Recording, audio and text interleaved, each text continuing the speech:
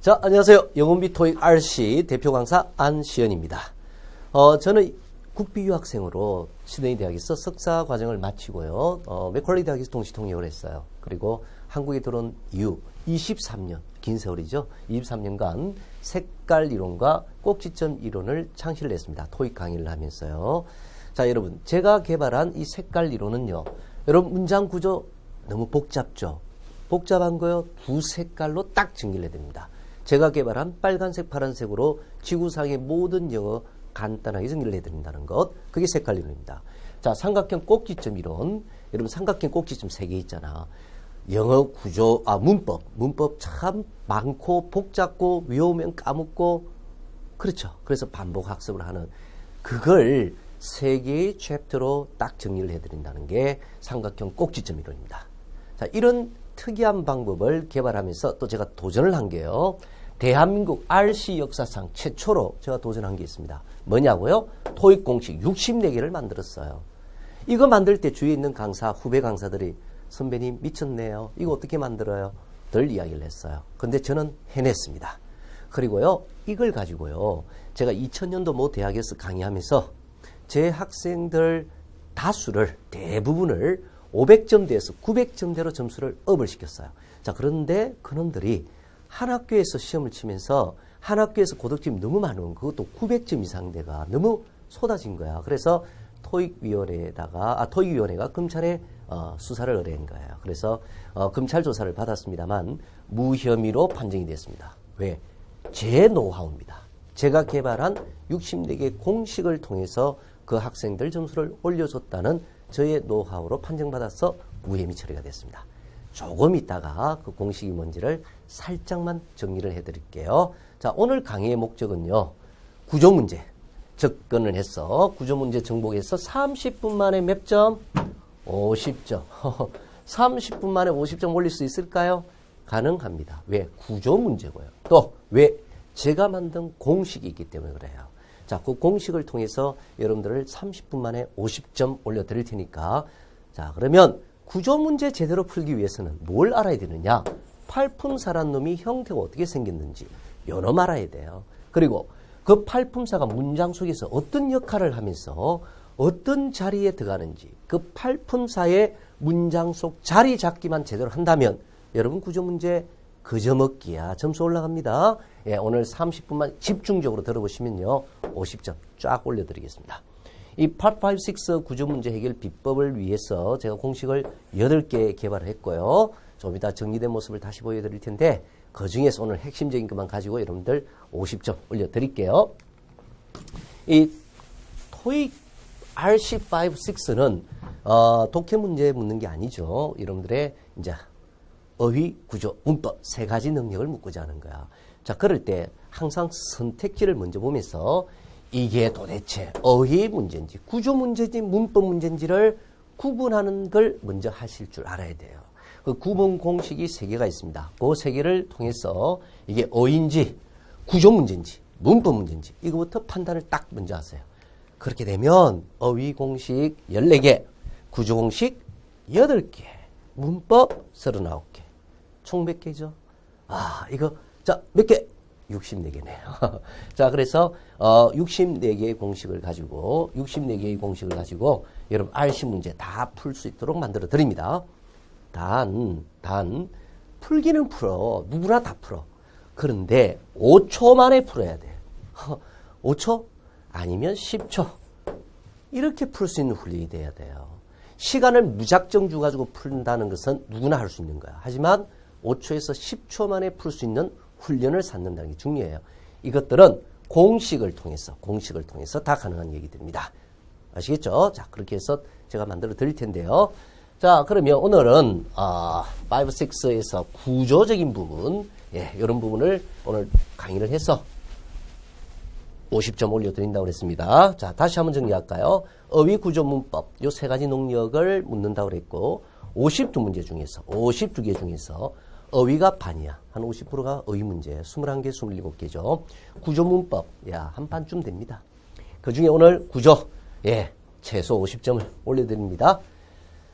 자, 그럼 구조는 다시 한번 정리할까요? 구조란 뭐라고 그랬죠? 제가 그 품사의 문장 속에 자리 잡기, 자기 자리를 잡는 거야. 그래서 아마 여러분들이 문장 형식은 1형식에서 5형식까지 있다는 얘기는 들어보셨고, 그 8품사란 놈들이 문장에 어떻게 자기 자리를 찾아갈 거냐, 요걸 인지를 할 줄 아는 능력만 가진다면 50점 올라갑니다. 자, 요거 정리를 쫙 지금부터 합니다. 팔짱 끼고 듣지 마시고요. 딱 30분 만에, 지금부터 30분이에요. 30분 만에 50점 한번 올려보실게요. 갑니다. 자, 그러면 구조 문제를 다시 한번 정리해 볼까요? 팔품사들이 문장 속에 어떤 자리에 가는지 자기 자리를 찾을 수 있는 능력, 요걸 알아야 품사들의 배열, 어순, 원칙을 통해서 문장을 만들어갈 힘이 있다라고 믿는 거죠. 그래서 이제 이런 문제가 10문제에서 12문제 정도가 출제가 되게 됩니다. 자, 그럼 먼저 아까 제가 말씀드린 것처럼 팔품사를 기본적으로 형태를 알아야 되고요. 그놈들이 문장 속에 어떤 역할을 하느냐, 그거 아셔야 된다고 했습니다. 그러면 팔품사 하면은 여러분 명사, 대명사, 동사 이런 거는 들어보셨을 텐데요. 먼저 명사와 관련되는 거 정리해 볼까요? 명사와 관련되는 것은 명사의 동작이나 상태를 표시하는 게 동사입니다. 그리고 그 명사의 수식 역할이나 혹은 보호적 역할을 하는 게 형용사고요. 자, 그 다음에 이제 명사를 더 추가해서 연결하고자 하는 게 전치사예요. 그래서 지금 밑줄 거는 명사, 동사, 형용사, 전치사들은 명사와 아주 직결되는 부분들이고요. 자, 대명사도 있네요. 명사 승질을 받아치는 대명사까지. 여기까지는 명사 승질과 직결되고요.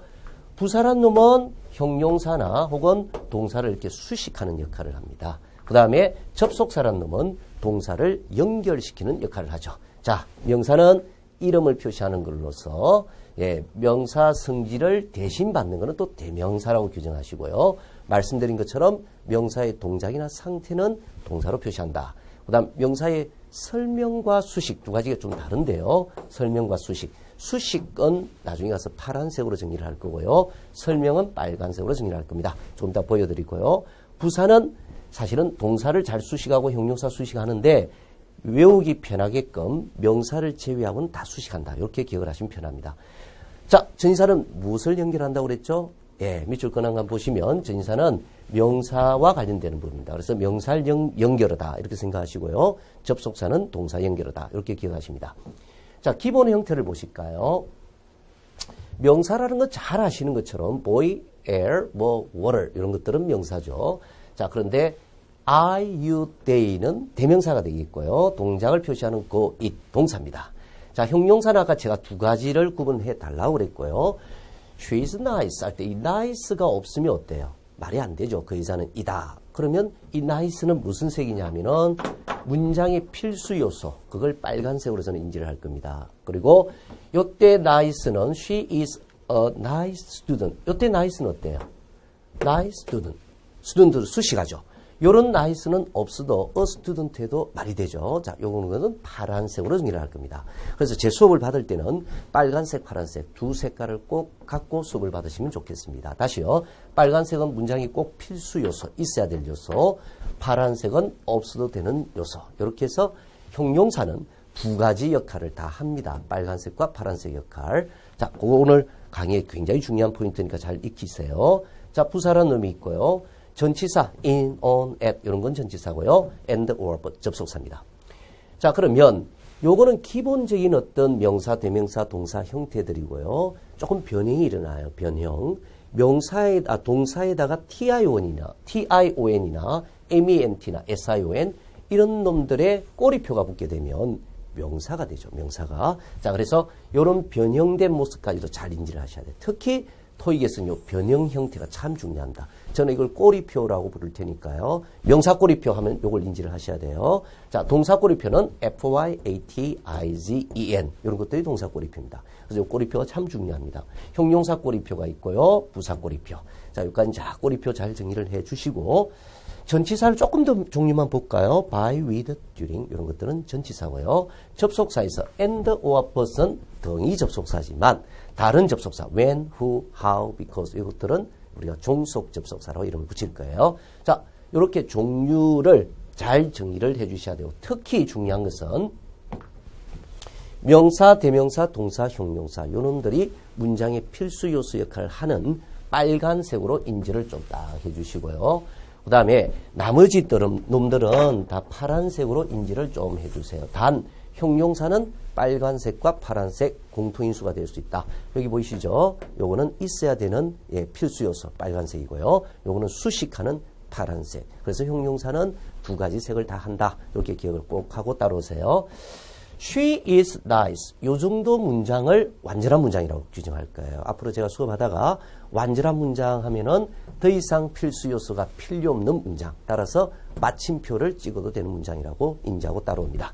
자, 요거 변형 형태의 꼬리표들, 특히 요 부분들요. 요 부분들을 반드시 오늘 잘 인지를 하셔야 구조 문제 여러분 잘 처리를 하실 수가 있습니다. 형태 잘 아시라고 그랬죠. 특히 꼬리표 형태를 반드시 눈도장을 꼭 찍어 주시기 바랍니다. 자, 그러면 품사의 정의와 기본 형태를 정의를 하셨으면 이제는 역할을 정의를 하셔야 되는데요.